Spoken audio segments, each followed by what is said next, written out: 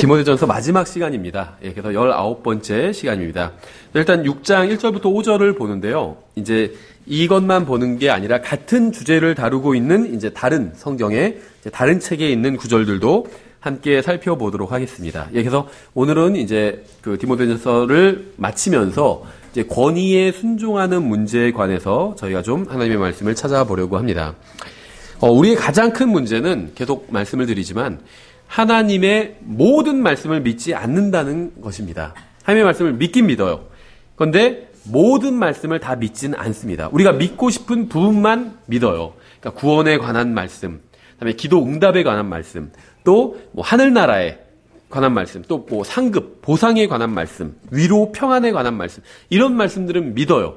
그런데 우리의 마음을 좀 불편하게 하는 구절들도 있잖아요. 이런 말씀은 잘 믿지 않는다는 거죠. 여러분과 저는 서로 다른 문제를 가지고 있지만 주님의 말씀에 온전히 순종하지 않는다는 공통점을 가지고 있습니다. 그래서 우리는 실패하는 거예요. 우리의 믿음에 있어서 실패하는 겁니다. 주님께서 우리가 일부가 아닌 주님의 모든 말씀을 믿기를 원하십니다. 믿기 어려워 보이는 말씀에도 순종하면 주님께로부터 오는 더 큰 복과 또 은혜가 아마 기다리고 있을 겁니다. 저는 구원받은 사람들이 가장 순종하지 못하는 말씀이 바로 권위에 복종하라는 말씀이라고 생각을 합니다. 다른 사람에게 복종하는 것을 좋아하는 사람은 사실 많지 않아요. 그렇죠. 오늘 본문을 보면 디모데전서 6장 1절부터 5절이죠. 멍에 아래 있는 종들은 다 자기 주인들을 모든 존경을 받기에 합당한 자로 여길지니 이것은 하나님의 이름과 그분의 교리가 모독을 받지 않게 하려 함이라. 믿는 주인이 있는 자들은 그들이 형제라 해서 그들을 얕보지 말고 오히려 잘 섬길지니라. 이는 그들이 신실하고 사랑받는 자요 은택에 참여하는 자이기 때문이라. 이것들을 가르치고 권면하라. 만일 어떤 사람이 다른 식으로 가르치고 온전한 말씀들 곧 우리 주 예수 그리스도의 말씀들과 하나님의 성품에 따른 교리에 동의하지 아니하면 그는 교만하여 아무것도 알지 못하고 오히려 논쟁과 말다툼을 좋아하는 자니라. 이로써 시기와 다툼과 욕설과 악한 추측이 생기며 또 마음이 부패하고 진리가 없어 이득이 하나님을 따르는 것이라고 생각하는 사람들의 비뚤어진 언쟁이 생기나니 너는 그러한 자들로부터 떠나라. 그러니까 이제 순종하라는 말씀인데 굉장히 뒤로 갈수록 분위기가 굉장히 강해지죠. 그래서 심지어는 순종하지 않는 자들은 정말 마음이 비뚤어지고 아무것도 알지 못하는 자들이고 그러한 자들로부터는 아예 떠나라 꼭 말할 정도까지 지금 굉장히 강도 높은 말씀을 하고 있어요. 성경은 권위에 순종하지 않는 사람은 교만하여 아무것도 알지 못하는 자라고 분명하게 말씀하고 있습니다. 그래서 권위에 순종하는 문제는 그리스도인에게 굉장히 중요합니다. 바울은 디모데에게 이 문제에 대해서 가르치고 권면하라고 명령하고 있어요. 따라서 좋은 설교자가 되기 위해서는 청중이 원하지 않더라도 이제 이 문제를 반복해서 가르칠 수밖에 없습니다. 부모가 자녀에게 가장 먼저 가르쳐야 할 것은 권위에 순종하는 법이에요. 근데 이게 참 쉽지 않더라고요. 그래서 우리가 많은 것을 알 수는 없지만 다른 이제 가정들을 보면 자녀가 부모 말씀을 잘 듣는 가정들이 있잖아요. 그러면 그런 걸 보면 비록 다른 부분은 몰라도 참 가정교육을 제대로 시켰겠다 이런 생각이 들더라고요. 권위에 순종하도록 가르쳤기 때문에. 그리고 성경에서도 권위에 순종하도록 가르치라고 이렇게 말씀하고 있다는 거죠. 그래서 권위에 순종하는 법을 배우지 못한 사람은 결국 아무것도 알지 못하고 알 수도 없습니다. 하나님의 말씀에 의하면. 그래서 성경은 권위를 가진 사람들이 다 옳기 때문에 그들에게 복종하라고 말씀하신 적이 단 한 번도 없습니다. 그래서 우리가 이제 살펴볼 텐데 5가지 부류의 사람에게 순종해야 돼요. 권위를 가지고 있는. 근데 이 5가지 부류의 사람들이 옳기 때문에 이들에게 순종하라. 이렇게 말씀하고 있지 않다는 겁니다. 오히려 반대예요. 권위를 가진 사람들이 모두 오류가 있고 잘못이 있는 그런 사람들입니다. 그렇죠? 따라서 권위를 가진 사람이 잘못되었기 때문에 그에게 순종할 수 없다는 것은 핑계일 뿐이에요. 생각해보세요. 이 세상 모든 사람이 죄를 져서 하나님의 영광에 이르지 못했습니다. 다 비슷한 죄인이에요. 정도의 차이만 있지 다 똑같은 죄인이에요. 근데 그 중에서 권위를 가진 사람들이 있죠. 그러니까 권위를 가진 사람이 잘못되었기 때문에 내가 따를 수 없다. 이거는 완전히 핑계에 불과하다는 거예요. 그러면 아무도 따를 수 없어요, 우리는. 그렇죠. 그래서 우리가 권위에 순종하는 이유는 단순히 사람들에게 순종하는 것이 아니라 권위에 순종하라고 말씀하신 하나님께 순종하는 것이기 때문에 권위에 순종하는 겁니다. 그 사람이 옳기 때문에 그 사람에게 순종하는 것이 아니라 권위에 순종하라고 명령하신 하나님께 순종하기 위해서 권위를 가진 그 사람에게 순종하는 거예요. 그 사람을 보고 순종하는 것이 아니라 그 사람 뒤에 있는 하나님을 보고 순종하는 게 권위에 대한 순종이라는 겁니다. 하나님을 믿는 사람은 하나님의 말씀도 믿습니다. 그렇죠? 하나님을 믿지만 성경을 믿지 않아요. 그러면 그건 하나님을 믿는 게 아니죠. 물론 우리가 말로는 성경을 다 믿는다고 하죠. 근데 실제 우리의 삶에 있어서 하나님의 말씀과 다른 말씀대로 하지 않는다면 그건 결국 하나님의 말씀을 믿지 않는 거예요. 그리고 결국은 사실은 말로는 하나님을 믿는다고 하지만 실제로는 하나님을 믿지 않는 것과 마찬가지라는 거죠. 하나님의 말씀을 믿고 신뢰하지 않는 이유는 하나님을 신뢰하지 않기 때문입니다. 우리가 성경대로 살지 않는 이유는 하나님을 믿지 않기 때문이에요.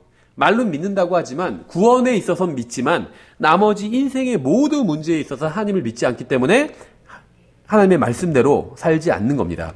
주님께서는 특별한 목적을 가지고 우리 위에 인간 권위자를 두셨어요. 근데 그 인간 권위자들은 많은 경우에 있어서 아주 드물게는 훌륭한 사람들도 있지만 많은 경우에 있어서는 잘못된 인간인 경우가 너무나도 많다는 거죠. 우리가 주님께로부터 더 많은 복을 받지 못하는 이유는 우리 위에 있는 잘못된 권위자들 때문이 아니라 오히려 그들에게 순종하라는 주님의 말씀을 따르지 않았기 때문입니다. 그래서 우리가 더 많은 영적인 복을 받지 못하는 이유는 다른 사람이 아닌 바로 우리 자신 때문이라는 거예요. 내 위에 있는 사람. 그러니까 우리나라의 통치자가 잘못됐기 때문에 내가 불행한 거다. 그게 아니라는 겁니다. 우리 부모가 잘못됐기 때문에 내가 불행한 거다. 그게 아니라는 거예요. 그렇죠? 하나님 아무리 상황이 좋지 않다 할지라도 왜냐하면 참된 복과 참된 은혜는 통치자 때문에 오는 게 아니에요. 아무리 훌륭한 사람을 대통령으로 뽑아도 참된 복과 은혜가 오는 게 아닙니다. 또 참된 복과 은혜는 부모님 때문에 오는 것도 아니에요. 참된 복과 은혜는 상황 때문에 오는 것도 아닙니다. 참된 복과 은혜의 유일한 근원은 하나님이에요. 예수 그리스도예요. 그래서 우리가 주님과 바른 관계를 맺고 있고 주님의 말씀에 순종한다면 어떠한 상황이라도 내 위에 권위자가 얼마나 형편없는 사람이라 할지라도 그것과 상관없이 우리가 참된 은혜와 복을 받을 수 있다는 겁니다. 먼저 첫 번째, 자녀들은 부모에게 순종해야 됩니다. 대부분의 부모님들이 가장 좋아하는 말씀이죠. 에베소서 6장 1절. 자녀들아 주 안에서 저희 부모에게 순종하라. 이렇게 말씀하고 있죠. 너희 부모에게 순종하라. 이렇게 말씀하고 있어요. 많은 부모들이 진심으로 이 말씀을 사랑합니다. 하지만 자녀들은 이 말씀에 동의하기가 굉장히 힘들죠. 왜냐하면 자신의 부모는 부당한 것을 명령할 때가 있고 잘못된 행위를 할 때도 있다고 생각하기 때문에. 그렇죠. 왜 엄마는 그런 거 잘 알지도 못하면서 그런 걸 시키고 왜 아빠는 잘 알지도 못하면서 그런 걸 시키고 이렇게 불만이 나올 때가 있어요. 그렇죠. 물론 그런 부모가 잘못되었기 때문에 내가 순종하기 힘들다라고 생각하는 그 생각 자체는 이해가 됩니다. 충분히. 그렇죠. 올바른 권위자에게도 순종하기가 힘든데 하물며 권위를 가진 사람이 잘못된 행위를 하고 잘못된 말을 하는 사람일 경우엔 더 순종하기가 힘든 게 사실이에요. 그렇죠. 그 성경은 뭐라고 말씀하고 있냐면 부모의 명령이나 훈계나 징계가 항상 옳은 것은 아니라고 말씀하고 있습니다. 그러니까 부모에게는 자녀를 징계하고 훈계할 권위가 있어요. 그 권위가 있어요. 이건 하나님께서 부모에게 주신 겁니다. 그래서 자녀들은 그 권위를 존중하고 순종해야 돼요. 근데 문제는 뭐냐면 부모가 어떤 명령을 내리고 부모가 말하는 거에 이제 자녀는 복종해야 되는데 그것이 항상 옳은 것은 아닌 경우들이 있다는 거죠. 이게 이제 그 아래에 있는 사람, 특히 이제 부모와 자녀 간의 관계에 있어서는 자녀들을 미치게 하는 거죠. 부모님이 말도 안 되는 걸 요구하는데 내가 그대로 순종해야 되니까 그대로 해야 되는데 이게 이제 힘든 거죠. 예를 들면 히브리서 12장 6절에 뭐라고 말씀하고 있냐면 이렇게 되어 있어요. 주께서 사랑하는 자를 친히 징계하시고 자신이 받아들이는 아들마다 채찍질 하시느니라. 그러니까 우리에게 안 좋은 상황이 일어나고 우리 주위에 나를 괴롭히는 사람들이 막 생기고 하는 게 다 이 이유 때문만은 아니지만 주님께서 나에게 이 상황과 인간 막대기, 사람 막대기를 통해서 나를 징계하기 위해서 나에게 이런 상황을 허락하신 경우가 굉장히 많다는 겁니다. 그래서 내가 어려운 상황에 있고 어려운 사람들이 내 주변에 둘러쌌다고 해서 하나님께서 나를 미워하시나 보다 이렇게 생각하면 안 된다는 거예요. 오히려 하나님께서 나를 바로잡아 주시기 위해서 이런 상황과 이런 사람들을 나에게 허락해 주시는 겁니다. 그렇죠. 그래서 자신이 받아들이는 아들마다 채찍질 하신대요. 채찍질하시느니라 하셨느니라. 너희가 징계를 견디어내면 하나님께서 아들들을 대우하듯 너희를 대우하시나니 아버지가 징계하지 않는 자가 무슨 아들이냐. 모든 사람이 징계를 받음으로 너희가 징계가 없으면 너희가 사생하여 아들이 아니니라. 자녀를 징계하지 않는 부모는 부모로서의 의무를 제대로 이행하지 못하는 겁니다. 이 히브리서 12장 말씀에 의하면 우리가 하나님께로부터 징계를 받을 때 낙심하지 말아야 되겠죠. 징계를 받는다는 것 자체가 하나님께서 나를 아직 버리지 않으셨다는 게. 오히려 뭐가 위험하냐면 나쁜 짓을 실컷 하고 있는데 전혀 벌을 받고 있지 않아요. 막 형통해요. 오히려 나쁜 짓이. 그게 더 문제인 거예요. 나쁜 짓을 하는데 뭔가 제동이 계속 걸려요. 그게 훨씬 더 좋은 거예요. 하나님께서 관여하고 계신 거거든요.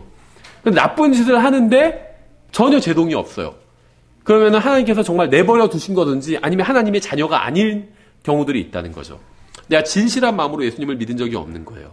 나쁜 짓을 해도 전혀 하나님께서 내버려 두시는 거예요. 왜냐면 나중에 그냥 심판하시려고 어차피 그 사람 지옥에 보내실 거니까 내버려 두시는 경우도 있다는 거죠. 그래서 히브리서 12장 6절부터 8절의 말씀에 의하면 하나님의 자녀들은 오히려 이 세상에서 징계를 받는다는 겁니다. 왜냐하면 이 세상과 함께 정죄받지 않게 하기 위해서 징계를 하신다는 겁니다. 근데 이 말씀을 좀 거꾸로 우리가 생각해 본다면 우리가 이제 이 말씀에서는 하나님의 자녀의 입장이죠. 근데 이제 이걸 뒤집어 생각하면 참된 부모는 제대로 된 부모라면 자녀들이 잘못했을 때 징계한다는 겁니다. 그렇죠. 어떤 부모님은 아예 그 자녀가 잘못하지도 않았는데 혼내는 부모도 있대요. 그래서 예방주사라고 딱 그런데요. 근데 그건 부당하겠죠. 근데 어쨌든 간에 자녀를 사랑하니까 미리 이게 조금 이제 혼난 지가 좀 됐어. 근데 아직 잘못은 안 했어.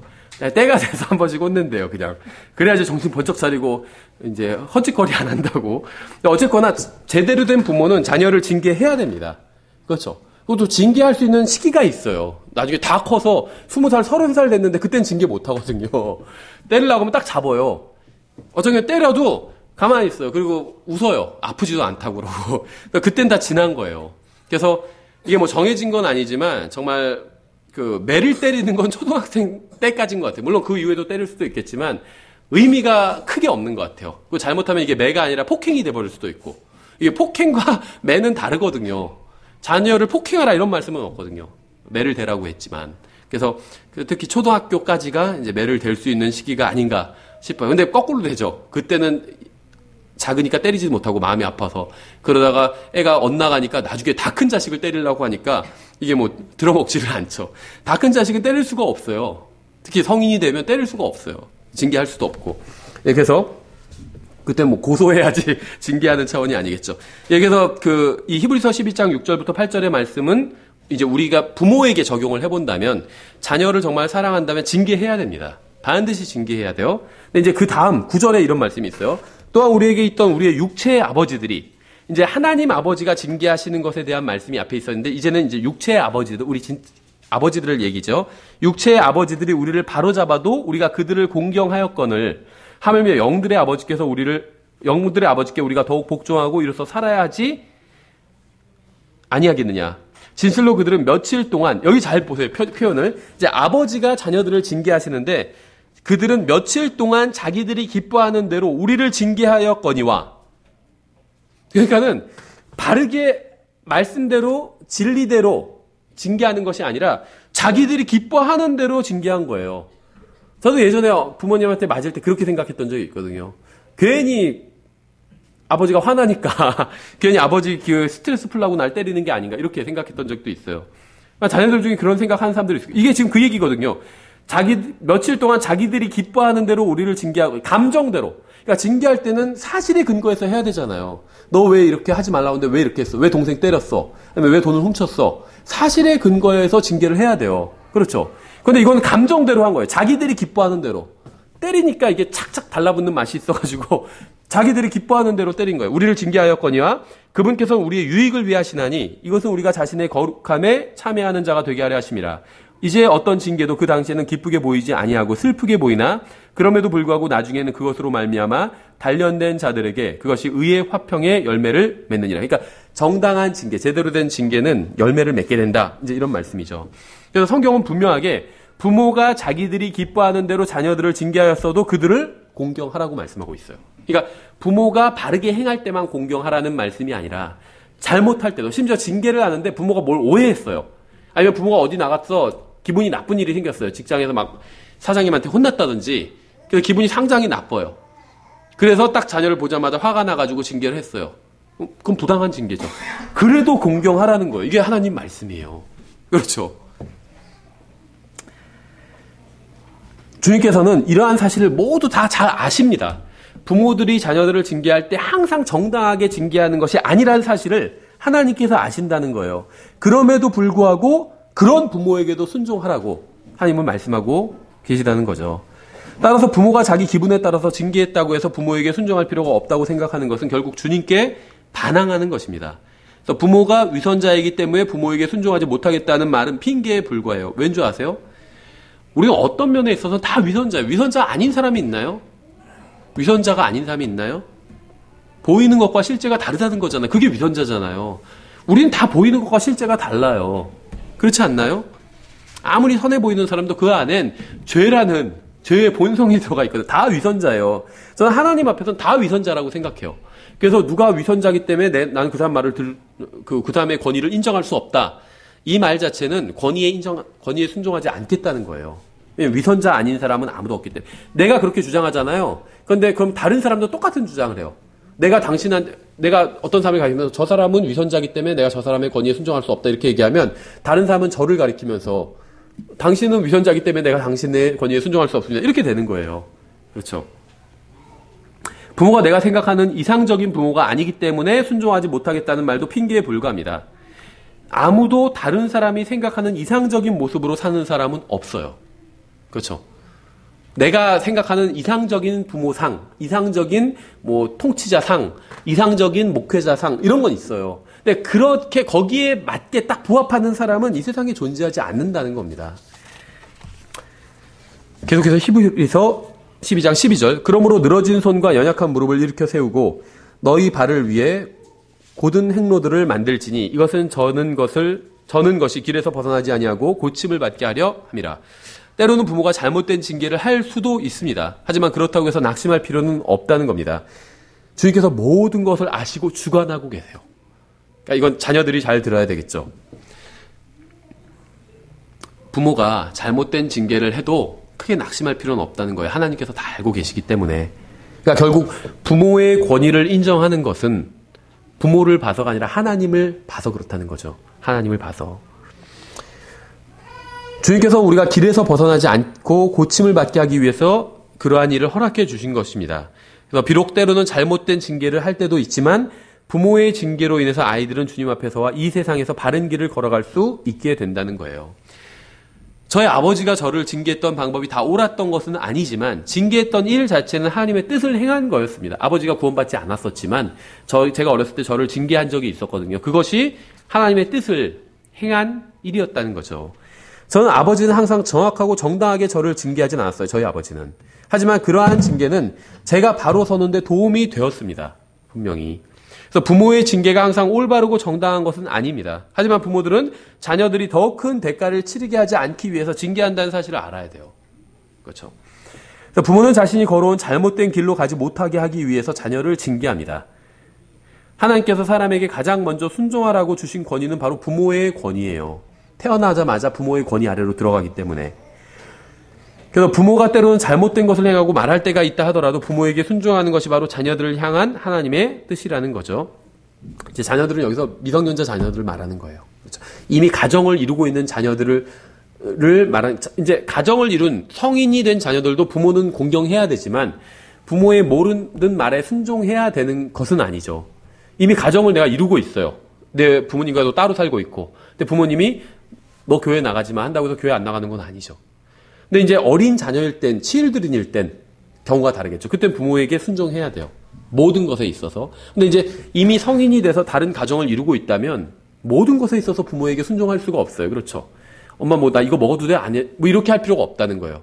어머니가 전화 와서 너 그 옷 입고 가지 마. 너 그거 먹지 마 한다고 해서 거기에 따를 필요는 없다는 겁니다. 이미 치일드른이 아니라, 차일드가 아니라 맨이기 때문에 독립된 이제 하나의 남자이기 때문에 또 하나의 독립된 여자이기 때문에. 하지만 이미 성인이 되었다 할지라도 부모를 공경해야 되는 건 변함이 없죠. 그렇죠. 이건 또 순종하는 것과는 또 다른 문제이기 때문에 예, 어쨌든지 간에 하나님께서는 자녀들이 부모에게 순종하기를 원하십니다. 그 모든 자녀들에게 주신 명령은 부모에게 순종하라는 거예요. 이게 첫 번째 가는 명령이라고 보시면 됩니다. 왠지 아세요? 왜 이런 명령을 주셨을까요? 여러 가지 이유가 있지만 부모들이 훌륭한 부모도 있고 훌륭하지 않은 부모도 있죠. 선한 부모도 있고 악한 부모도 있어요. 근데 성경에서 뭐라고 말씀하고 있냐면 너희가 악하다 할지라도 자녀들에게 좋은 것을 줄 줄 안다고 말씀하고 있거든요. 이 세상에서 지탄받고 사기꾼 같은 부모라 할지라도 자기 자녀에게 좋은 것을 주려고 합니다. 그렇죠. 사기꾼이 너 이 다음에 커서 사기꾼 되라 이렇게 가르치지는 않는다는 거예요. 자기는 사기를 쳐도 너는 이 다음에 커서 훌륭한 사람이 되라 이렇게 가르친다는 겁니다. 그래서 대부분은 예외적인 몇 가지 경우를 빼고는 대부분은 부모님이 구원받았던 아니든 훌륭하든 훌륭하지 않든 부모님의 말대로 하면 이 세상에서도 성공하게 돼 있어요.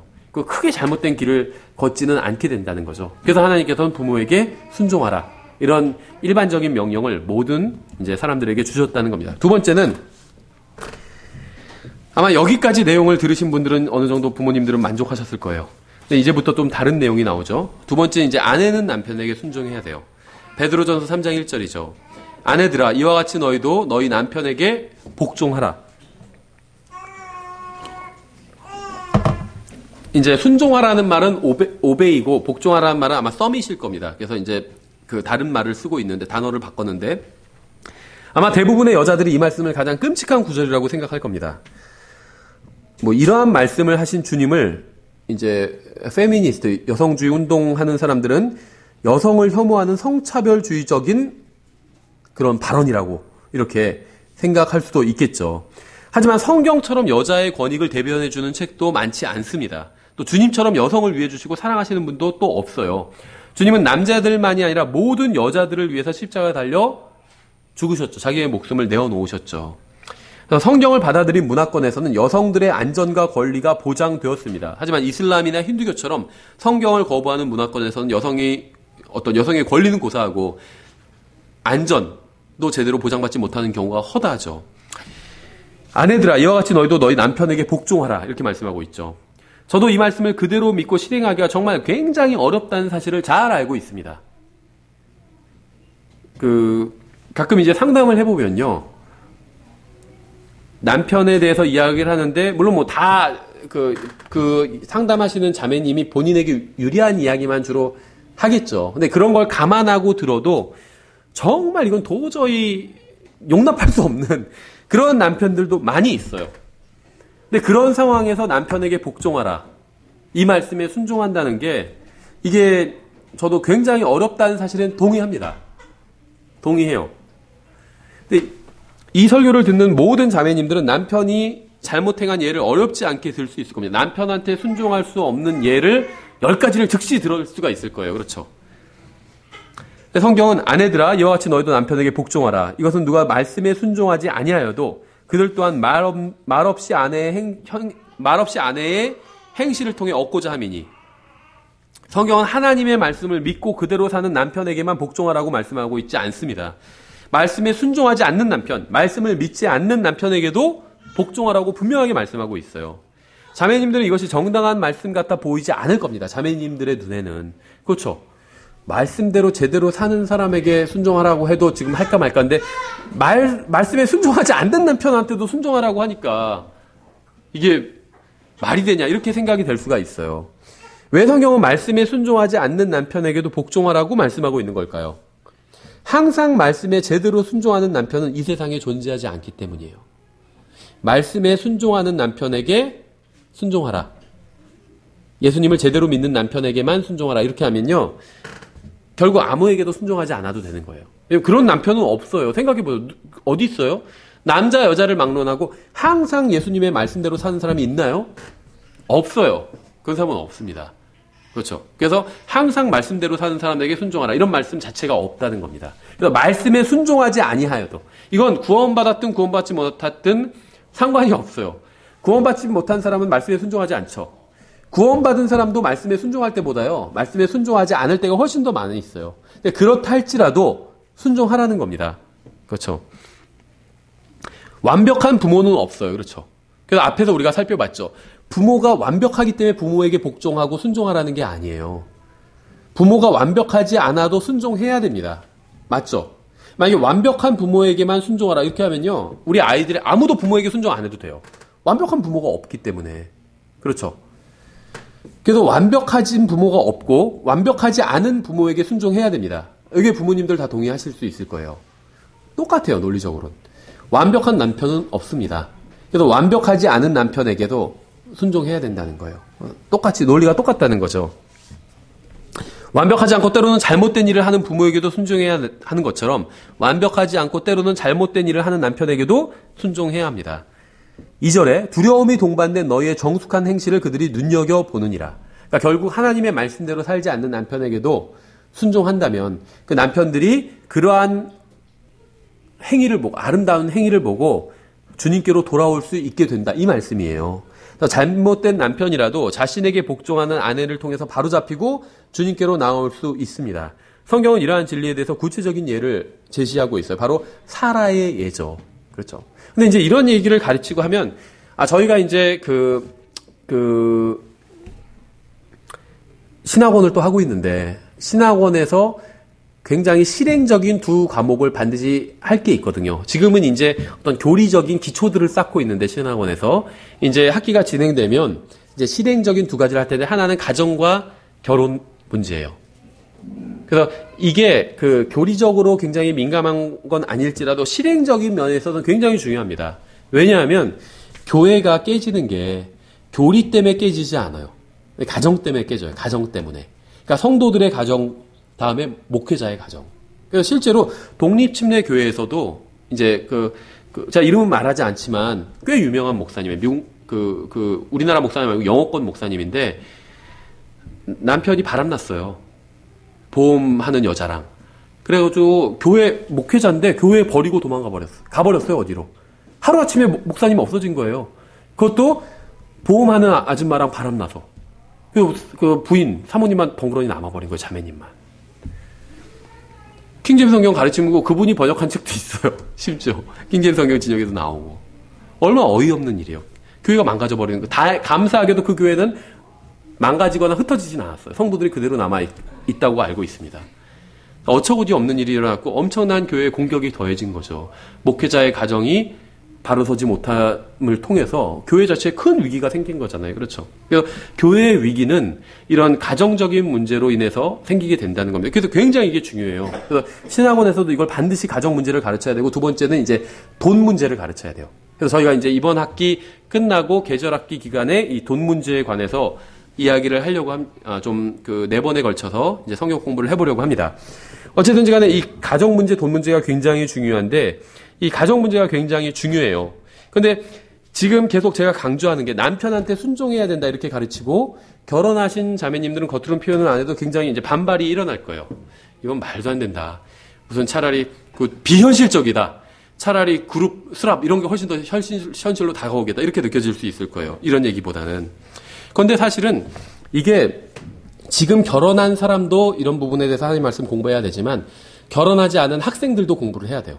그래서 남편한테 순종하라는 말 자체가 사실은 이상한 말이 아니에요. 오히려 이걸 배우자를 찾는 기준으로 삼아야 돼요. 남편에게 내가 순종할 수 있는 사람을 남편으로 맞이해야 돼요. 그러면 전혀 이 구절이 걸림이 되지 않아요. 근데 이게 아니라 다른 거를 기준으로 삼아서 결혼한 사람들은 이 구절이 걸림이 돼요. 말이 안 돼. 어떻게 남편한테 순종해? 이 얘기가 나오는 거죠. 뭐 돈이라든지 외모라든지 아니면 뭐 집안, 뭐 다른 것, 직업, 뭐 아니면 다른 것을 기준으로 삼아서 결혼을 하면 이게 문제가 될 수도 있겠죠. 어쨌든지 간에 성경은 남편에게 순종하라고 말씀하고 있고, 그 예를 이제 사라를 통해서 들고 있죠. 5절에 옛적에 하나님을 신뢰한 거룩한 여자들도 이런 방식으로 자기 남편에게 복종하여 자기를 단장하였으니 사라가 아브라함을 주라 부르며 그에게 순종한 것 같이, 이렇게 말씀하고 있어요. 아마 여러분은 아브라함이 사라에게 한 부당한 행위들에 대해서 기억하실 겁니다. 가장 대표적인 게 뭐죠? 아브라함의 사라 자신을 아내라고 소개하지 말고 누이 동생이라고 소개하라고 얘기했죠. 거짓말 시킨 거죠. 왜 거짓말을 시켰죠? 자기 목숨을 부지하려고. 아내가 아름다우니까 이 지역의 남자들이 아내에게 접근해서 남편이 있는 것을 알면 남편을 죽이고 아내를 데려갈까봐 아예 그냥 오빠 동생 사이라고 이렇게 얘기하자고 이렇게 얘기한 거예요. 굉장히 이거는 파렴치하죠. 굉장히 비겁하고. 그러니까 아내를 팔아서 목숨을 건지려고 한 겁니다. 그렇죠? 제가 뭐 여러 번 예를 들었었죠.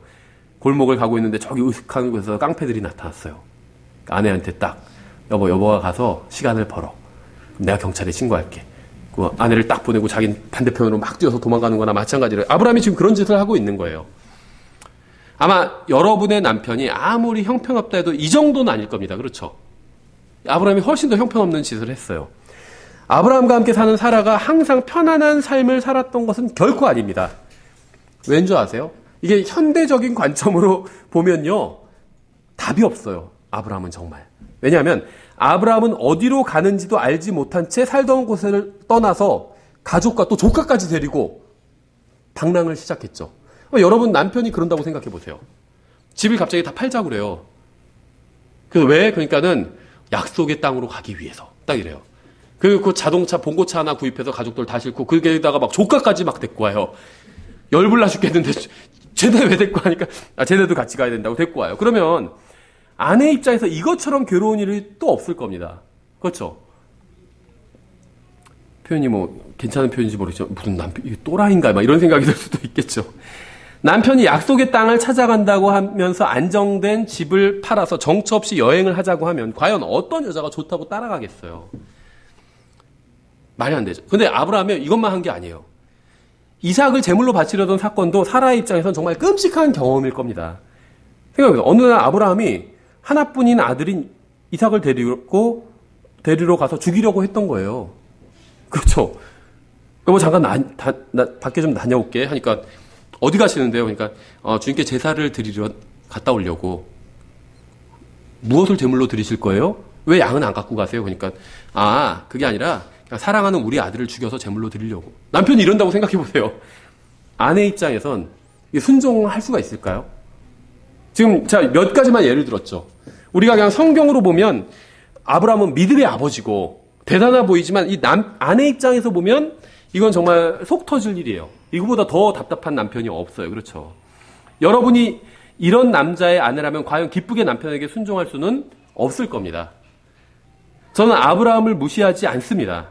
아브라함은 훌륭한 사람이었어요. 왜냐하면 성경에서 훌륭한 사람이라고 얘기하니까 훌륭한 사람이었던 건 맞습니다. 그러니까 하나님께서는 아브라함을 믿음의 아버지로 만드셨어요. 하지만 이것은 하나님의 관점이지 아내의 관점은 아니에요. 그렇죠? 하나님은 아브라함이 훌륭한 사람이다 이렇게 평가를 해주시는데 아내는 반대할 겁니다. 저는 반대합니다. 그럴 거예요. 아내의 관점에서는 형편없는 남편이었을 거예요. 그러니까 주님의 관점에서는 가장 훌륭한 사람이었지만 아내의 관점에서는 가장 형편없는 남편이었다는 거죠. 주님께서는 우리가 주님을 신뢰하기를 원하십니다. 주님의 말씀을 믿고 그 말씀에 순종하기를 원하십니다. 그러니까 우리가 주님께서 우리에게 주신 권위에 순종하는 것은 그 권위의 근원이 되시는 주님께 순종하는 거예요. 그래서 참된 복은 부모가 아닌 하나님께로부터 옵니다. 그래서 하나님의 말씀에 의지해서 부모에게 순종하는 거예요. 마찬가지로 참된 복은 남편이 아닌 하나님께로부터 옵니다. 그래서 하나님의 말씀에 의지해서 남편에게 순종하는 거예요. 하나님께서 순종하라고 했으니까 그냥 순종하는 거예요.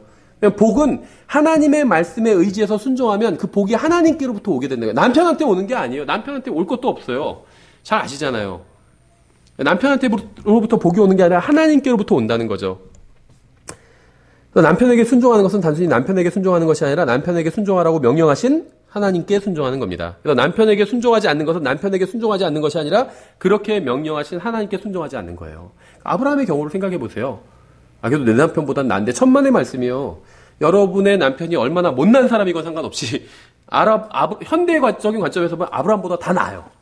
그래도 자식 데리고 가서 죽이려고는 안 했잖아요. 집 다 팔아가지고 어디 그냥 떠돌아다니자고는 안 했잖아요. 그렇죠? 낫다는 거죠. 그런데 그런 상황에서 사라가 아브라함을 주라 부르며 순종했다는 겁니다. 하나님께서는 그 믿음에 대해서 보상을 해주셨죠. 세 번째는 이제 종들은 주인에게 순종해야 합니다. 베드로전서 2장 18절이죠. 종들아 모든 두려움으로 너희 주인들에게 복종하되 선하고 부드러운 자들에게 뿐만 아니라 까다로운 자들에게도 그리하라. 주인이 선하지 않은 사람이라 할지라도 주인에게 순종해야 합니다. 하나님께서는 주인이 선하지 않다는 사실을 잘 알고 계시고 알고 계시지만 주인에게 순종하라고 명령하셨어요. 회사의 규칙이 부당하다 해도 순종해야 합니다. 하나님께서는 그러한 사실을 다 아시지만 주인에게 순종하라고 말씀하셨기 때문에 사장이 세무서를 속인다고 해서 직원도 사장을 속여서는 안 된다는 것이 성경의 가르침이에요. 사장이 정직하지 않게 일해요.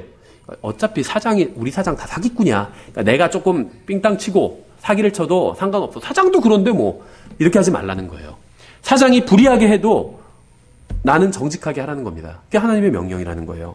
성경의 가르침이고, 하나님께서는 잘못된 권위라 할지라도 그러니까 자신의 사람들이 그것에 거역하는 것은 원하지 않으신다는 겁니다.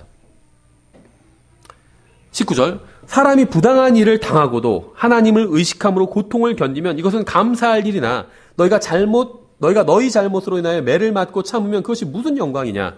그러나 너희가 잘 행하고도 그것으로 인해 고통을 당하고 끈기 있게 그것을 견디면 이것은 하나님께서 받으실 만한 것이니라.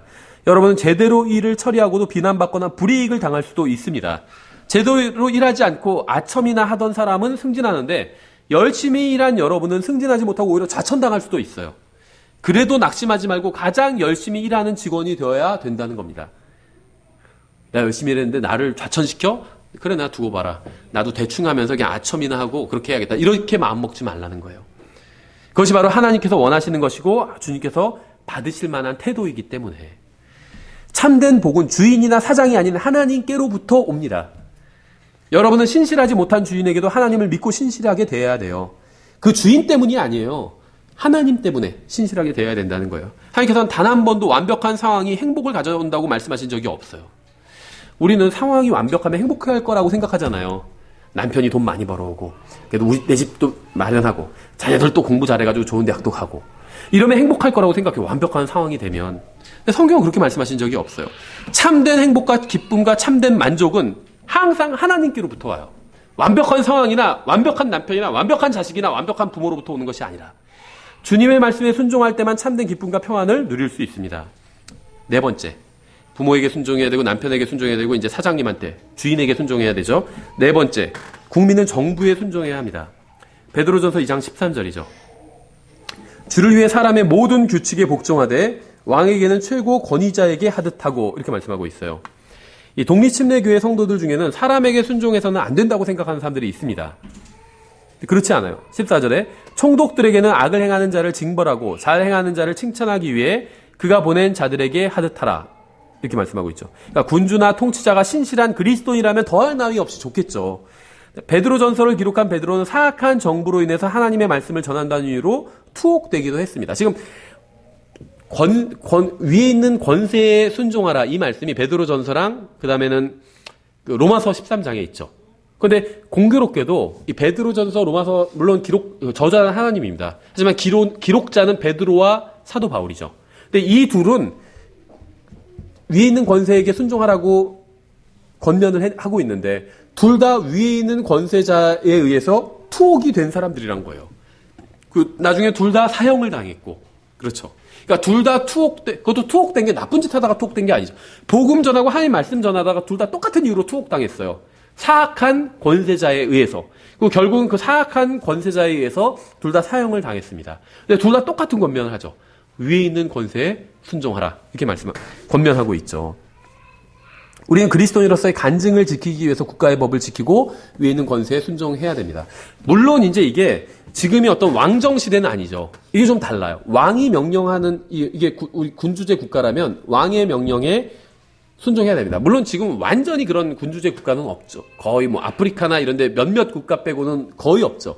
왕이라고 해도 법 아래에 있게 돼버렸죠. 지금 이제 대부분의 그러니까 서양의 그 국가들은 왕이 있어도 그냥 형식적인 왕이지 실제 왕보다 법이 더 위에 있죠. 그러니까 그런 국가 빼고도 대부분의 지구상의 국가들은 대부분 다 법치 국가입니다. 그러니까 왕이 통치하던 시대랑은 좀 다르죠. 근데 이제 우리는 위에 있는 권세에 순종하라고 하면 이제 법에 순종해야 된다고 보시면 되겠죠. 어떤 한 개인에게 순종한다기보다는 법에 순종해야 되는 것이겠죠. 그래서 잘못된 법이라 할지라도 내가 봤을 땐 부당해요. 그래도 일단은 지켜야 된다는 겁니다. 그럼 그걸 뭐 민원을 넣든지 아니면은 그 법을 바꿔줄 사람을 국회의원 내가 그 사람한테 표를 던져주든지 그거는 정당하지만 내가 생각하기에 부당하기 때문에 내가 그걸 지키지 않겠다. 이렇게는 하지 말라는 거예요. 일단은 법은 지켜야 됩니다. 특히 그리스도인은. 하지만 그걸 민원을 넣을 수는 있어요. 아니면 우리 지역구 국회의원한테 그 사람 홈페이지에 뭐 게시판에 올릴 수는 있겠죠. 이렇게 이런 법이 좀 부당한 것 같은데 바꿔주세요. 그럼 그 다음에 검토해보고 그런 의견이 많으면 바꿀 수도 있는 거겠죠. 그거 자체는 정당해요. 하지만 내가 봤을 때 잘못된 법이라고 해서 거기에 내가 나 안 지키겠다. 이렇게는 하지 말라는 겁니다. 지켜야 돼요. 잘못된 법이라 할지라도. 15절. 그리함이 하나님의 뜻이니. 그러니까 이제 위에 있는 13절, 14절에서 위에 있는 권세자들에게 복종하라는 것이죠. 그리함이 하나님의 뜻이니 이것은 너희가 잘 행함으로 어리석은 자들의 무식한 말을 잠잠하게 하려 함이라. 이게 누굴 말하는 걸까요? 폭넓은 사람들을 말하는데 이게 국가 권력자일 수도 있어요. 국가 권력자들이요. 국민보다 훨씬 더 어리석고 무식한 경우도 많아요. 그렇죠. 참 어디라고 얘기하지 않겠지만 우리가 잘 볼 수 있어요. 전 세계 곳곳에서 뭐 부강한 나라든 무슨 우리나라 같은 나라든 뭐 국민보다 더 못한 경우 많이 있죠. 그런데 우리가 복종하면 법을 잘 지키면 어리석고 무식한 자들의 말을 잠잠하게 할 수가 있어요. 정당성을 우리가 얻기 때문에. 그래서 우리는 국가의 권력에 복종해야 됩니다. 우리가 복종하지 않으면 권력을 잡은 어리석고 무식한 자들이 우리를 비난할 것입니다. 우리는 하나님의 자녀로서 하나님께 기도하고 하나님의 도우심과 보살피심으로 생존합니다. 정부가 우리에게 특별한 혜택을 주지 않는다고 해서 우리가 굶어 죽는 것이 아니에요. 저는 물론 뭐 복지 정책 이런 거 반대하지는 않습니다. 좋아요. 그런데 이 정부가 어떤 복지 정책을 펴고 통치자가 뭐를 던져준다고 그래서 우리가 사는 건 아니라는 겁니다. 과거에 그런 게 없을 때도 사람들은 살았어요. 그렇죠. 과거나 지금이나 사람들을 살아있게 하고 사람들에게 필요한 걸 공급해 주시는 분이 있죠. 하나님이에요. 우리가 살아있는 이유는 하나님 때문에 사는 거예요. 하나님께서 우리의 필요를 채워주시기 때문에. 믿는 사람이건 믿지 않아요. 선하건 악하건 하나님께서 다 모든 사람들에게 햇빛을 비춰주시기 때문에 사람들이 사는 거지, 통치자가 뭐 대단히 뭘 해서 사는 것은 아니라는 겁니다. 그렇죠? 그러니까 정부, 우리가 정부만 바라보고 사는 사람은 아니라는 겁니다. 우리는 하나님을 바라보고 사는 사람들이지. 그래서 우리를 입히시고 먹이시는 분은 하늘에 계신 하나님 아버지라는 거죠. 그래서 국가의 경제가 어려워지거나 무식한 자가 정권을 잡았다고 해서 우리의 필요를 공급해 주시는 주님의 능력이 약화되는 것도 결코 아니라는 겁니다. 대통령이 마음에 들 수도 있고 마음에 들지 않을 수도 있어요. 근데 대통령이 능력도 없고 이상한 사람이 됐다고 해서 크게 걱정할 건 없다는 겁니다. 그렇다고 해서 우리는 굶어 죽지 않아요. 왜냐하면 우리를 먹이시고 입히시는 분은 하나님이기 때문에. 그렇죠. 전에도 여러 번 말씀드렸죠. 우리나라도 지금 전국이 어수선하지만 미국도 또 그렇거든요. 미국에선 그리스도인들은 다 트럼프를 찍었어요. 여러 가지 이유로. 대부분 81%가 찍었다고 하더라고요, 기독교인. 근데 비기독교인들은 트럼프를 굉장히 싫어하잖아요. 기독교인들 사이에서도 논란은 있어요. 뭐 트럼프가 이뻐서 찍었겠어요? 하여튼 여러 가지 이유가 있어서 찍었겠죠. 근데 그런 걸 갖고 SNS 상에서도 논란이 일어나는데, 이제 어떤 그리스도인이 그렇게 올렸더라고요. 누가 대통령이 되든 나의 왕은 예수 그리스도입니다. 이렇게 올렸더라고요. 그게 정답이죠. 우리를 먹이시고 입히시는 분은요, 예수님이에요. 그래서 누가 대통령이 훌륭한 사람이 된다고 해서 기대할 것도 없고, 여러분이 좋아하는 정치인이 있잖아요. 내가 훌륭하다고 생각하기 때문에 그 정치인을 좋아하잖아요. 그 사람이 된다고 해서 기대할 것도 없어요. 반대로 내가 생각하는 최악의 인간이 대통령이 됐다고 해서 낙심할 것도 없습니다. 그 사람 덕분에 내가 사는 게 아니라는 거예요. 예수님 덕분에 사는 거지. 하나님 덕분에 사는 것이고 내가. 여기서 우리는 하나님을 신뢰하면 됩니다. 대통령을 신뢰할 필요 없어요. 대통령은 찍으면 되는 거예요. 내가 마음에 드는 사람 찍으면 되는 것이고, 신뢰는 하나님께 두면 됩니다. 그래서 정부에 대항하거나 정부를 속인다고 해서 우리의 안전을 보장받고 생존할 수 있는 것이 아니라 주님을 신뢰할 때 안전하고 편안하게 거할 수 있습니다. 그냥 정부가 하는 거에 순종하면 되는 거예요. 정부를 반대할 필요도 없고, 또 정부를 믿을 필요도 없어요. 믿는 도끼에 발등 찍히게 돼 있어요. 오직 주님을 신뢰할 때만 배반당하지 않습니다. 그렇죠? 부모가 항상 옳은 거 아니죠. 그런데 부모에게 순종해야 되죠. 부모님들 다 동의하실 거예요. 남편도 항상 옳은 것이 아닙니다. 하지만 남편에게 순종해야 되죠. 사장도 항상 옳은 것이 아닙니다. 하지만 사장에게 순종해야 되죠. 정부도 항상 옳은 것이 아니에요. 하지만 정부에게 순종해야 됩니다. 그래서 부모부터 왜 얘기를 꺼냈는지 아시겠죠? 부모가 항상 옳지 않지만 부모에게 순종해야 된다. 이거에 대해서 모든 부모들이 다 동의하거든요. 그럼 이제 나머지도 다 동의할 수가 있다는 겁니다. 부모, 남편, 사장, 정부는 항상 잘못할 때가 있습니다. 잘못할 때가 훨씬 더 많아요. 어떻게 보면. 잘할 때보다.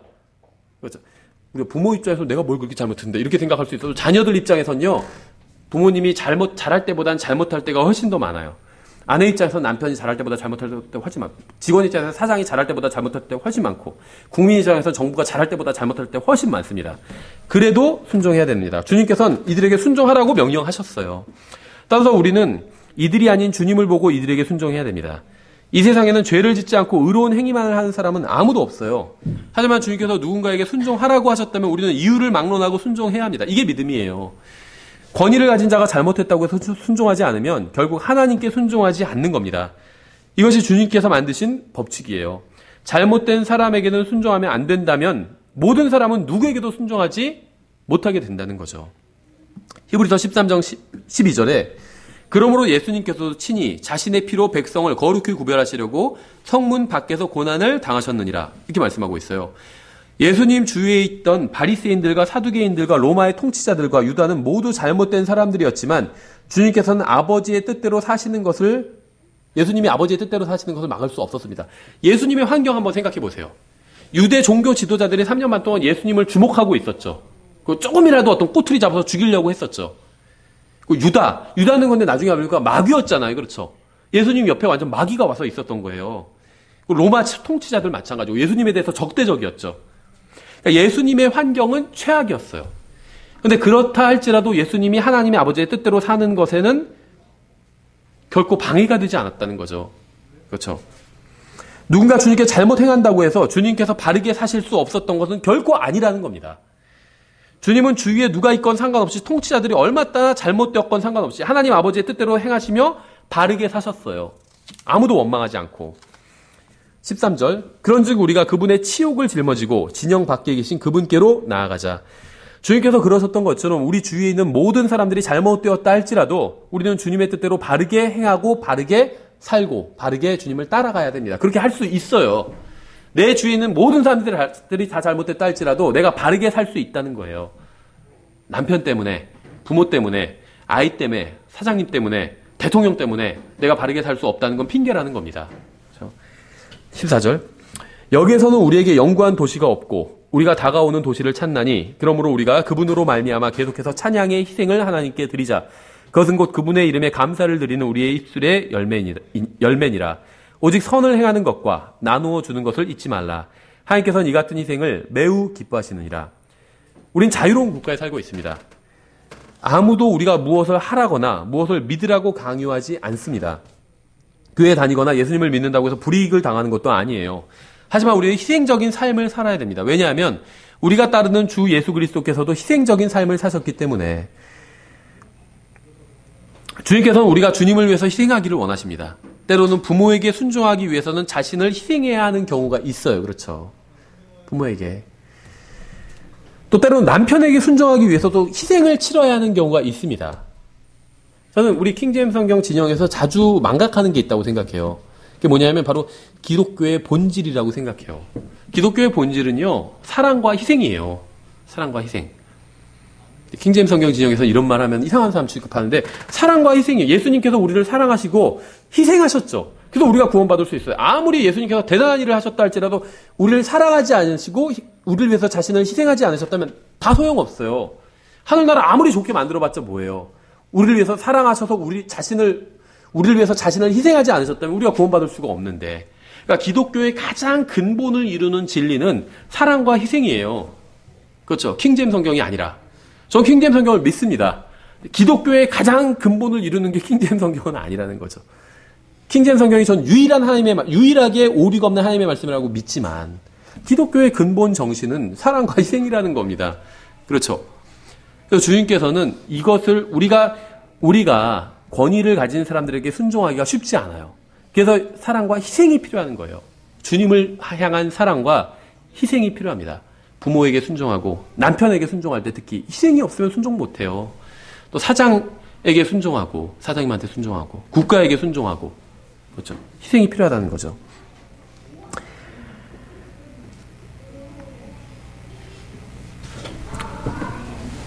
우리는 불평할 때가 있어. 부모나 남편이나 사장이나 정부로 인해서 불평할 때가 있죠. 조금이라도 부당한 일을 당하면 참지 못하고 불평을 늘어놓습니다. 그럴 때 주님을 생각해 보세요. 주님을. 부모로 인해서 불평이 일어날 때, 남편으로 인해서 불평이 일어날 때, 사장으로 인해서 불평이 일어날 때, 정부로 인해서 불평이 일어날 때 주님을 생각해 보라는 거예요. 주님께서는 단 한 번도 자신이 당하는 일로 인해서 불평하신 적이 없습니다. 자신의 찢긴 손과 찢긴 발과 구멍난 옆구리와 가시에 찔린 머리와 뜯긴 턱 수염으로 인해서 불평하신 적이 없다는 거예요. 사람들이 주님을 대적하고 정부가 잘못된 결정을 내리고 제자들이 배반하고 도망가 버릴 때에도 주님은 여전히 감사하는 마음으로 아버지 하나님께 순종하면서 기쁘게 하셨다는 거죠. 하나님을 기쁘게 하셨다는 거예요. 이제 다섯 번째, 교회에서 다스리는 사람들에게 순종하라고 말씀하고 있어요. 17절이죠. 너희를 다스리는 자들에게 순종하고 복종하라. 그들은 마치 자기가 회개에 보고할 자인 것 같이 너희 혼을 위해 깨어있나니 그들이 기쁨으로 그것을 하게 하고 근심으로 하게 하지 말라. 그것은 너에게 유익을 주지 못하느니라. 먼저 제가 저도 목사니까 한 가지 말씀을 드리면, 이 말씀이 목사가 하는 말에 무조건 순종해라, 이런 말씀은 아니에요. 또 그렇게 하라는 것도 아닙니다, 저는. 목사가 집을 다 팔아서 다 교회에 헌금하세요. 그럼 거기에 순종해라, 이런 얘기가 아닙니다. 그렇죠? 어떤 교회에서 목사가 예를 들면 가진 재산을 다 팔아서 교회에 갖다 바치십시오, 이렇게 한다면 그건 잘못된 가르침이죠. 성경에 없어요, 그런 게. 성경에는 내가 교회에 얼마나 헌금을 할지는 내가 정하는 거예요. 목사가 정하는 게 아니라. 다만 그 원칙은 있죠. 주님께서 나에게 복 주신 대로, 그렇죠, 또 미리 준비해서, 또 다음에 가진 거 빚져서 주지 말고, 헌금하지 말고 가진 것 중에서. 그렇지만 그렇다고 해서 또 내 마음속에 정한 대로, 내 마음에 정한다고 해서 조금만 하지 말고 그 다음엔 풍성하게 기쁨으로 드리라는 거죠. 그게 헌금의 원칙이에요. 그대로만 하면은 액수야 어떻든 그건 상관이 없어요. 그렇죠. 자기가 주님을 사랑하는 만큼 성도들이 다 주님께 드릴 거예요. 그건 그 성도와 주님과의 관계지, 목사가 껴가지고 얼마를 하십시오, 이렇게 하는 건 말이 안 된다는 거죠. 그러니까 저는 지금 여기서 교회를 다스리는 사람들에게 순종해야 된다, 다섯 번째, 이렇게 말씀드리고 있지만, 이것이 목사가 하는 모든 말에 순종해라, 이것은 아니라고 말씀을 먼저 전제를 한다는 겁니다. 그럼 목사가 잘못된 것을 계속 요구하면 어떡하냐? 그 교회를 떠나면 돼요. 그 교회가 잘못된 교회니까. 목사가 잘못된 걸 계속 요구해서 교회에 또 다른 인도자들이 있을 거 아니에요. 이야기해서 바로 잡으려고 하는데 바로 잡히질 못했다. 현실적으로 바로 잡기가 힘들죠. 목사 하나가 잘못 나가면 현실적으로 교회에서 성도 개인이 바로 잡기는 대단히 힘들어요. 성도들 중에서 깨어있는 사람들이 많다면 바로 잡을 수도 있어요. 그렇죠? 그런데 깨어있는 사람들이 별로 없고 나 하나고 나머지 성도들은 그냥 목사를 막 맹신하고 있어요. 그러면 그건 바로 잡을 수가 없어요. 그럼 어떻게 해야 되냐? 거기서 나오면 돼요. 제대로 된 교회에 다니면 됩니다. 그래서 여기서 이제 전제하는 건 뭐냐면, 목사가 무슨 이상한 헛소리하는 그런 교회가 아니라 제대로 된 교회예요. 목사가 바른 말씀을, 하나님의 말씀을 권면하고 책망하고 하나님의 말씀을 가르치고, 바른 사역을 기본적으로 하는, 좀 부족한 점이 있더라도 목사가 인간적으로 바른 사역을 하는 그런 교회라는 전제가 있다는 거죠. 말도 안 되는 주장을 하는 그러한 목사에 대한 이야기가 아니라, 그래서 잘못된 교회라면 그 교회에서 떠나면 되고, 내가 이 교회가 바르다고 생각하고 다닌다면 그 교회의 인도자들이 가르치는 대로 순종해야 된다는 겁니다. 그렇게 할 수 없으면 떠나면 돼요. 떠나지도 않으면서 순종하지도 말고 있지는 말라는 겁니다. 그거는 이제 질서에 어긋난다는 거예요. 우리는 교회에서 다스리고 인도하는 자들에게 순종해야 됩니다. 다만 기억할 것은 앞의 경우들과 마찬가지로 비록 교회에서 인도하는 자들이 잘못된 부분이 있더라도 그들에게 순종해야 된다는 거예요. 결정적으로 이 교회를 내가 다닐 수 없을 정도다, 그러면은 순종할 필요가 없고 그냥 떠나면 돼요. 프랙티컬하게 말씀드리면. 그런데 그런 결정적으로 비성경적이거나 이단적인 교리를 가르치는 교회가 아니에요.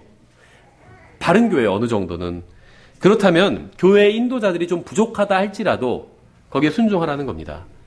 목사가 있고 또 집사도 있고 하잖아요. 그럼 목사가 인도하는 부분이 있고 집사가 인도하는 부분이 있죠. 근데 조금 집사가 좀 잘 모르는 것 같아요, 저런 부분을. 그래도 순종하라는 거예요, 그냥. 이야기해 줄 수도 있겠죠. 이렇게 하는 게 더 좋을 것 같은데요. 얘기해 주는데 안 받아들여요. 그래도 순종하라는 거예요. 순종할 수 없으면 떠나든지, 그렇죠, 아니면 순종하든지. 왜냐하면 이래야 교회의 질서가 잡혀요. 왜냐하면 신앙의 연륜이 쌓이고 나도 성장하면 언젠가 나도 교회에서 또 인도자가 될 수가 있어요. 그럼 나도 똑같은 위치에 서게 된다는 거죠. 그럼 다른 사람이 똑같은 이유로 내가 어떤 부분에서 조금 부족하다는 그 이유로 여기에 협조해주지 않고 순종하지 않으면 그럼 교회의 질서가 잡히지 않는다는 거죠. 그러니까 비성경적인 교리를 가르치는 지도자라면 쫓아내야 됩니다. 쫓아낼 수 없으면 자기가 나오든지. 근데 그것이 아니라면 순종해야 된다는 거예요. 성경은 장수의 비결에 대해서 분명하게 말씀하고 있죠. 이 세상에서는 좋은 음식을 먹는다든지 아니면 운동을 해야 장수할 수 있다고 하지만 성경엔 그런 말씀이 없습니다. 좋은 음식, 유기농, 하는 막 좋은 음식들 있잖아요. 전 그거 안 믿어요. 그런 음식 먹으면 오래 산다. 그런 거 안 믿어요. 성경에 그런 말씀이 없기 때문에.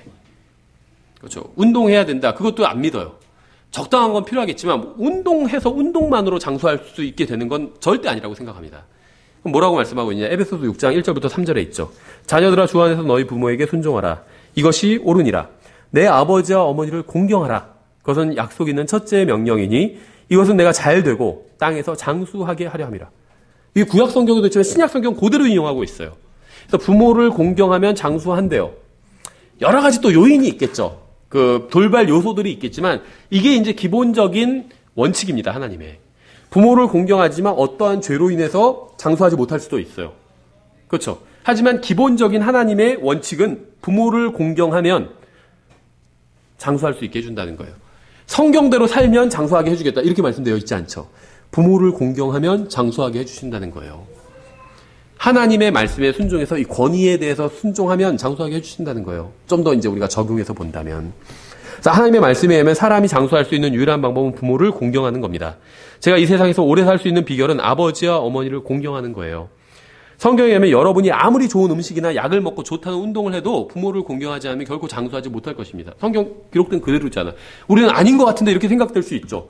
꼭 장수하는 사람들 다 부모를 공경한 것 같지 않고 나쁜 사람도 많고 막 우린 반론을 펴려고 할지 모르지만 돌발 요소가 있을 수는 있어요. 하지만 성경은 분명히 이렇게 말씀하고 있잖아요. 부모를 공경하면 장수한다고 그랬잖아요. 그것도 구약이 아니라 신약 성경에서. 그럼 여기는 결코 논란의 여지가 없어요. 내 생각엔 아닌 것 같은데 그건 내 생각이 잘못된 거예요. 성경이 잘못될 리가 없잖아요. 에베소서 6장 3절이 잘못될 확률은 제로예요. 없어요. 그런데 내 생각엔 그렇게 안 보이는 구절들이 있죠. 부모를 공경해도 장수하는 거 아닌 것 같아요. 그건 내 생각이 잘못된 거예요. 성경이 잘못될 리가 없기 때문에. 모든 복은 하나님께로부터 옵니다.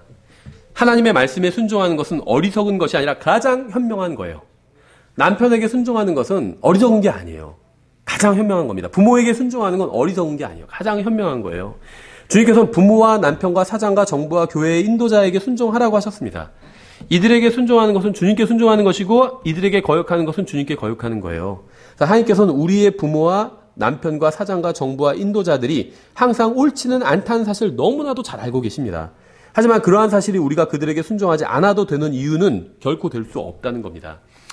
사도행전 5장 29절에서 이에 베드로와 다른 사도들이 응답하여 이르되 우리가 사람들보다 하나님께 순종하는 것이 마땅하니라 이렇게 말씀하고 있죠. 이 구절은 사람에게 순종하지 않는 것에 대한 핑계가 될 수 없습니다. 하나님께 전혀 순종하지 않고 사람에게만 순종하는 것은 잘못이지만 하나님께서 순종하라고 하신 사람에게 순종하는 것이 결국 하나님께 순종하는 것이기 때문에 하나님은 완벽하시고 단 한 번도 잘못을 행하신 적이 없으시고 항상 의로우십니다. 하지만 그렇다고 해서 우리가 항상 하나님께 순종하는 건 아니잖아요. 그러니까 우리 무슨 핑계를 대냐면 남편에게, 주인에게, 사장에게, 정부에게, 교회 인도자에게, 부모에게 순종할 수 없는 이유는 그들이 잘못을 행할 때가 있기 때문이다. 완벽하지 않은 사람이기 때문에 그 사람한테 순종할 수 없다. 이렇게 핑계를 대잖아요. 남편한테 순종하라고 남편이 잘못하고 있는데 어떻게 순종해요? 부모한테 순종하라고 부모가 잘못하고 있는데 어떻게 순종해요? 이렇게 핑계를 대잖아요. 그 말은 마치 부모가 완벽하면 순종할 수 있습니다. 남편이 완벽하면 순종할 수 있습니다. 사장님이, 정부가 완벽하면 순종할 수 있습니다. 이런 말 같지만 그건 거짓말이라는 거예요. 하나님은 완벽하시잖아요. 근데 우리가 항상 하나님께 순종하나요? 안 하잖아요. 거짓말이에요. 그러니까 순종하지 않는 건 다 거짓말이에요. 남편이 완벽하지 않다서 순종할 수 없다. 하나님은 완벽하신데 왜 순종하지 않아요? 그렇죠. 그러니까는 내가 순종하는 건 그 순종의 대상이 완벽하냐 완벽하지 않냐 이거랑은 별개라는 겁니다. 하나님 완벽하시지만 순종하지 않는 것처럼. 그렇죠. 순종은 명령하는 사람의 옳고 그름이 아니라 명령을 받는 사람의 태도에 달려 있어요. 아무리 하나님 완벽하시지만 거기에 순종하지 않는 사람 우리 다 순종 안 하잖아요. 대부분이. 그렇죠. 마지막으로 잠언 3장 5절 6절에서 이렇게 말씀하고 있습니다. 이게 어떻게 보면 이제 오늘 공부의 결론이고 또 디모데 전서의 결론이라고 볼 수도 있어요. 잠언 3장 5절 6절 내 마음을 다하여 주를 신뢰하고 내 자신의 명철을 의지하지 말지어다. 내 모든 길에서 그분을 인정하라. 주님이 옳다고, 주님의 말씀이 옳다고 인정하라는 거예요. 그리하면 그분께서 내 행로들을, 길이죠, 행로들. 내 행로들을 지도하시리라. 우리는 무엇인가를 신뢰해야 합니다. 아무것도 신뢰하거나 의지하지 않고 살 수 있는 사람은 없어요. 문제는 누구를 신뢰하고 의지하느냐입니다. 여기에 인생의 성패가 달려 있어요. 하나님은 가정생활과 직장생활과 사회생활과 교회생활에서 신뢰할 만한 분입니다. 따라서 우리는 주님께서 말씀하시는 대로 가정에서는 부모와 남편에게 순종하고 직장에서는 주인에게 순종하고 사회에서는 정부에게 순종하고 교회에서는 인도자에게 순종해야 돼요. 우리가 이들에게 순종하는 이유는 하나님께 순종하기 때문이고 하나님을 신뢰하고 의지하기 때문입니다. 주님께서 우리에게 순종하라고 하신 자들에게 우리가 순종하면 결국 주님께서는 우리의 길을 지도해 주실 거예요. 하나님을 신뢰하십시오. 여러분의 인생이 하나님께 지도받는 그러한 인생이 되었으면 좋겠습니다. 여기서 디모데전서 강해를 마치겠습니다. 저희가 찬송하고 기도하고 마치겠습니다. 찬송은 460